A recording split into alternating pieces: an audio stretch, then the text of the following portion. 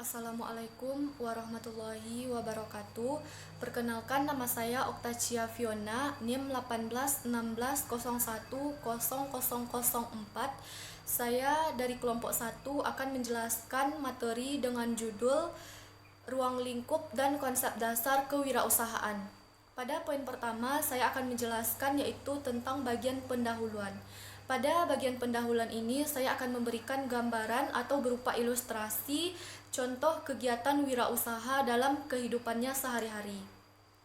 Dalam kehidupan kita sehari-hari atau dalam aktivitas kita sehari-hari, kita sering melihat seseorang mengeluarkan uang untuk membeli sesuatu barang, kemudian barang tersebut diproses atau diolah kembali, kemudian setelah diproses dan barang itu jadi, kemudian dijual kembali kepada konsumen. Misalnya orang yang memiliki kedai nasi atau rumah makan. Sebelum nasi atau makanan tersebut terhidang, tentu mereka perlu membeli bahannya terlebih dahulu dan perlu diproses terlebih dahulu. Mereka membeli bahannya, misalnya lauk pauknya, sayurnya ke pasar, kemudian setelah itu diolah, setelah diolah dihidangkan, baru dijual kembali ke konsumen. Kemudian pada suatu waktu atau suatu ketika mereka mulai menghitung jumlah input dan jumlah output. Ketika jumlah input atau pemasukan lebih besar daripada jumlah output, itu mereka sebut dengan keuntungan. Ketika jumlah output, pengeluaran lebih besar daripada jumlah input atau pemasukan, itu mereka sebut dengan kerugian. Itu adalah salah satu contoh atau ilustrasi atau gambaran kegiatan seorang wirausaha dalam kehidupannya sehari-hari. Secara sederhananya, wirausaha itu adalah seseorang yang berani memulai usaha atau membuka usaha dalam berbagai kesempatan. Berani di sini maksudnya yaitu adalah orang yang berani atau bermental mandiri, berani memulai usaha tanpa diliputi atau tanpa diikuti adanya rasa cemas dan takut dalam dirinya dalam berbagai kesempatan dalam kondisi yang tidak pasti sekalipun. Seseorang yang memiliki jiwa wirausaha, dia akan terus mencari dan memanfaatkan peluang yang ada yang bisa memberikan keuntungan baginya. Resiko kerugian bagi seorang wirausaha itu adalah hal biasa, karena semakin besar kerugian atau resiko kerugian yang mereka alami, maka akan semakin besar pula peluang keuntungan yang akan mereka dapatkan. Tidak ada istilah rugi selama mereka menjalankan usaha tersebut dengan keberanian dan dengan penuh perhitungan. Selanjutnya kita masuk kepada poin kedua atau poin B, yaitu pengertian kewirausahaan. Kewirausahaan berasal dari kata entrepreneurship dalam bahasa Inggrisnya, dan dalam bahasa Indonesianya disebut kewirausahaan. Kata entrepreneur itu berasal dari bahasa Prancis yang berarti petualang, pengambil resiko, kontraktor, pengusaha, orang yang melakukan suatu pekerjaan tertentu atau orang yang melakukan suatu usaha tertentu, pencipta yang menjual hasil ciptaannya. Jika diartikan secara lebih luas, kewirausahaan itu adalah kemampuan manajer risiko dalam mengoptimalkan sumber daya yang ada, baik itu intelektual, material, waktu, kemampuan kreativitasnya dalam menciptakan suatu produk, baik itu berupa barang atau jasa yang berguna bagi dirinya dan berguna bagi orang lain. Atau kewirausahaan ini dapat juga diartikan sebagai menciptakan sesuatu yang baru atau berbeda dengan orang lain yang berguna bagi dirinya dan berguna bagi orang lain. Itulah yang dikatakan dengan kewirausahaan. Selanjutnya kita masuk kepada poin yang ketiga atau poin C, yaitu manfaat kewirausahaan. Menurut Zimmerer, manfaat dari kewirausahaan ini ada 6. Yang pertama yaitu memberikan kebebasan atau peluang untuk mengendalikan nasib sendiri. Maksudnya di sini yaitu dengan berwirausaha kita bisa menentukan atau mencapai apa yang kita inginkan dan apa yang harus kita tinggalkan, sehingga kita bisa mengendalikan nasib kita sendiri. Kemudian yang kedua, memiliki peluang untuk melakukan perubahan.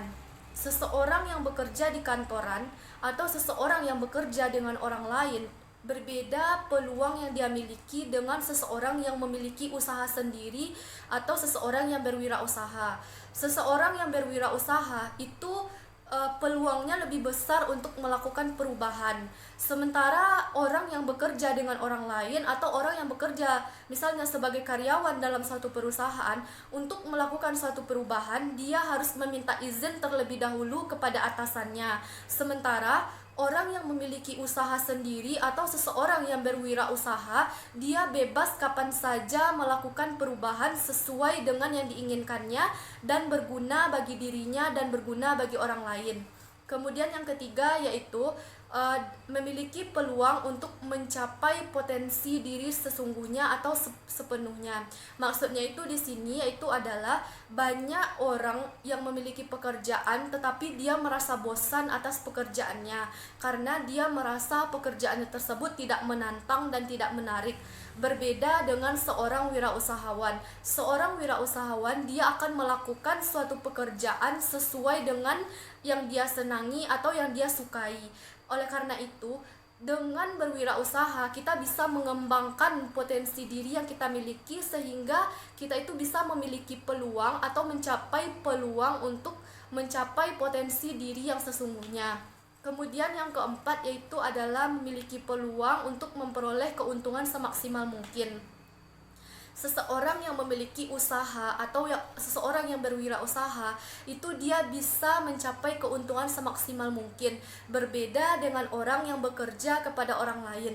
Kalau kita bekerja kepada orang lain yang kita harapkan hanya gaji, sementara ketika kita memiliki sebuah usaha, sementara ketika kita berwirausaha, maka keuntungan yang kita peroleh itu tidak akan terbatas. Kemudian yang kelima, dengan berwirausaha, kita bisa berperan aktif di dalam masyarakat dan kita akan mendapat pengakuan atas usaha kita di mata masyarakat.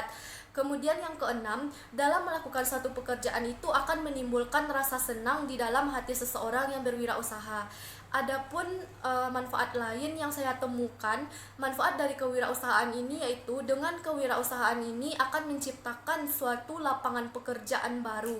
Dengan terciptanya lapangan pekerjaan baru, tentu daya tampung untuk tenaga kerja itu lebih besar dan lebih banyak. Jika daya tampung tenaga kerja lebih banyak atau lebih besar, itu akan merekrut tenaga kerja masuk ke dalam untuk bekerja di sana sehingga itu akan mengurangi pengangguran.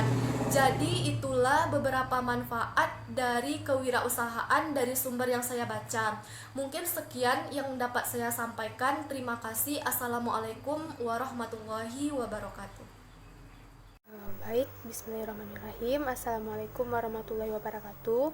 Ananda Anggimetika Putri dengan NIM 1816010017 dari kelompok 1 akan menjelaskan materi yang ketiga, yaitu tentang ruang lingkup ilmu kewirausahaan. Nah, ruang lingkup ilmu kewirausahaan ini sebenarnya sangat banyak, namun secara umumnya itu dijelaskan ke dalam 7 lapangan. Nah, yang 7 lapangan itu adalah pertama, lapangan agraris. Ruang lingkup ilmu kewirausahaan di lapangan agraris ini mencakup kepada usaha pertanian, peternakan, dan perkebunan.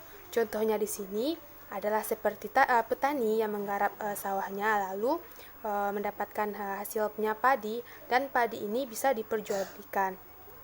Nah, yang kedua itu ada lapangan perikanan. Nah, lapangan perikanan ini termasuk semua kegiatan yang mencakup yang berhubungan dengan ikan. Nah, contoh di sini seperti kita mengembangbiakan ikan, seperti ikan hias, juga bisa kita dengan mengembangbiakan ikan lele. Nah, yang ketiga itu adalah lapangan peternakan. Lapangan peternakan ini mencakup kepada kita mengembangbiakan unggas maupun burung. Nah, di sini juga termasuk kepada kita mengembangbiakan binatang yang menyusui seperti kambing maupun sapi. Nah, yang keempat itu adalah lapangan perindustrian dan kerajinan. Nah, lapangan perindustrian dan kerajinan ini terbagi juga kepada 4 golongan. Yang pertama itu lapangan industri yang besar, sedang atau menengah, kecil, dan juga yang keempat itu pengrajin. Nah, yang kelima itu adalah lapangan pertambangan atau energi. Nah, lapangan pertambangan atau energi ini adalah mereka atau pengusaha yang bergerak di bidang minyak bumi, gas, dan maupun batu bara. Nah, yang keenam itu adalah lapangan perdagangan. Nah, lapangan perdagangan ini terbagi kepada 3 bentuk. Pertama, perdagangan besar, perdagangan menengah dan juga kepada lapangan kecil seperti toko-toko kelontong. Nah, yang ketujuh itu lapangan pemberi jasa. Nah, lapangan pemberi jasa ini sangat banyak bentuknya, seperti biro jasa hotel, seperti ataupun biro jasa untuk umroh. Nah, ada juga di sini di bidang perantara gitu kan. Ada juga di bidang pengusaha hotel dan restoran, pengusaha asuransi, perbengkelan, tata busana, maupun dan lainnya. Nah, dari banyak contohnya ruang lingkup kewirausahaan ini, itu membuka kesempatan kerja untuk para pencari-pencari kerja yang ingin bekerja gitu. Nah, jadi jika kita mempunyai keahlian nih, kita juga bisa membuka lapangan pekerjaan sendiri, seperti kita membuka sebuah toko untuk mengembangbiakan seperti ikan hias. Nah, jika tokonya itu udah besar, maka kita bisa mencari karyawan dan bisa mengembangbiakannya. Maka di situ juga kewirausahaan ini bisa membuka lapangan pekerjaan bagi para pekerja yang ingin mencari pekerjaan. Nah, sekian video dari saya. Kalau ada kurang dan salah, saya mohon maaf.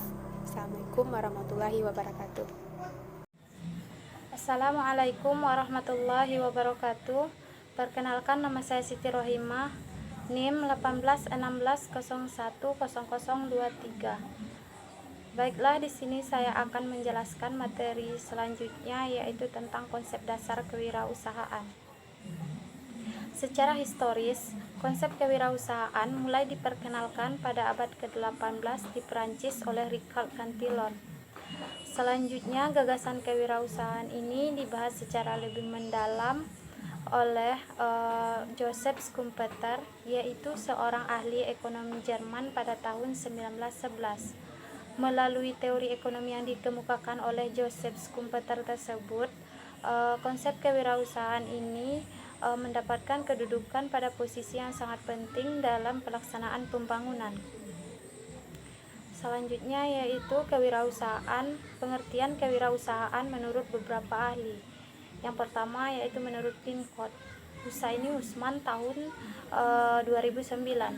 Ia mengatakan bahwa kewirausahaan itu merupakan kemampuan untuk menginternalisasikan bakat, rekayasa, dan peluang yang ada. Sementara wirausaha menurutnya adalah orang yang berani mengambil risiko, inovatif dan kreatif, pantang menyerah, dan mampu menyiasati peluang secara tepat. Yang kedua yaitu kewirausahaan menurut Kemendiknas tahun 2010. Menurutnya yaitu kewirausahaan itu adalah suatu sikap, jiwa, dan kemampuan untuk menciptakan sesuatu yang baru yang sangat bernilai dan berguna, baik itu untuk dirinya sendiri maupun orang lain. Yang ketiga yaitu menurut Suparman Sumadijaya pada tahun 1980. Menurutnya kewirausahaan itu adalah mencakup semua aspek pekerjaan, baik itu pengusaha, pedagang, karyawan swasta maupun pemerintah. Dengan demikian, siapa yang melakukan upaya-upaya kreatif dan inovatif dengan jalan mengembangkan ide, meramu sumber daya untuk mendapatkan peluang dan perbaikan hidup. Maka secara umum, kewirausahaan adalah suatu proses mengerjakan sesuatu yang baru, kreatif, dan berbeda yang bermanfaat dalam memberikan nilai lebih. Selanjutnya yaitu tentang faktor-faktor yang mempengaruhi kewirausahaan. Faktor yang mempengaruhi kewirausahaan ada 3. Yang pertama, faktor individu yang bersangkutan atau faktor eksternal. Yang kedua yaitu faktor kelembagaan, dan yang ketiga faktor ekstern individu dan organisasi. Selanjutnya, tujuan kewirausahaan. Tujuan kewirausahaan terbagi atas 2, yaitu secara umum dan secara khusus. Tujuan kewirausahaan secara umum yaitu untuk meningkatkan pendapatan individu dan masyarakat. Sedangkan tujuan secara khusus terbagi atas beberapa poin, yaitu poin pertama menanggulangi masalah pengangguran, yang kedua yaitu mengembangkan hobi, dan yang ketiga menciptakan lapangan pekerjaan, yang keempat itu mengembangkan usaha, dan yang kelima memanfaatkan transfer knowledge. Terakhir yaitu langkah-langkah dalam berwirausaha. Yang pertama yaitu menganalisis lingkungan untuk menentukan jenis usaha. Yang kedua yaitu merancang usaha dengan menentukan besarnya peluang target, kegiatan produksi, personalia, dan administrasi serta membangun jaringan kerja. Yang ketiga yaitu menyusun organisasi kerja. Yang ketiga yaitu menyusun organisasi kerja baik dalam anggota keluarga maupun dengan pihak lain. Yang terakhir yaitu yang keempat, mengadakan pengawasan dan mengevaluasi serta mengendalikan dan mengembangkan usaha sesuai dengan perkembangan lingkungan dan masalah yang dihadapi. Baiklah, sekian dari saya. Assalamualaikum warahmatullahi wabarakatuh.